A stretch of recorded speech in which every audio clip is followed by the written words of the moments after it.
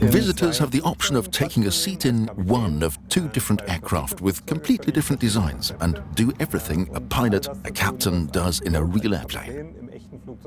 Taxiing on the apron, taking off, flying at cruise altitude, approaching a destination, landing and then taxiing to the gate or terminal.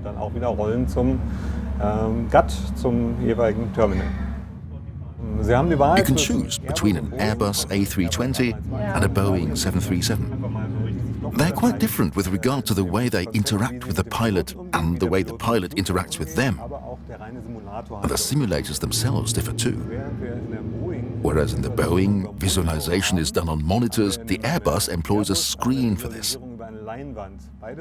Both systems have advantages and disadvantages. The screen in the Airbus creates a more spatial impression. It has a larger surface.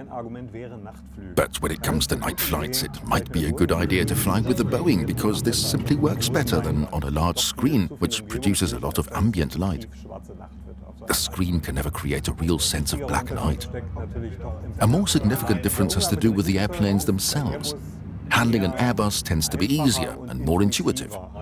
The notion of the Airbus is that it employs as much technology as possible.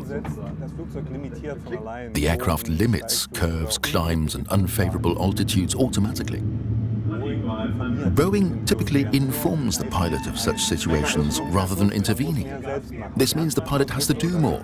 He has to know he must pull up the nose of the aircraft 12 degrees or so after taking off, never 18 to 20 degrees.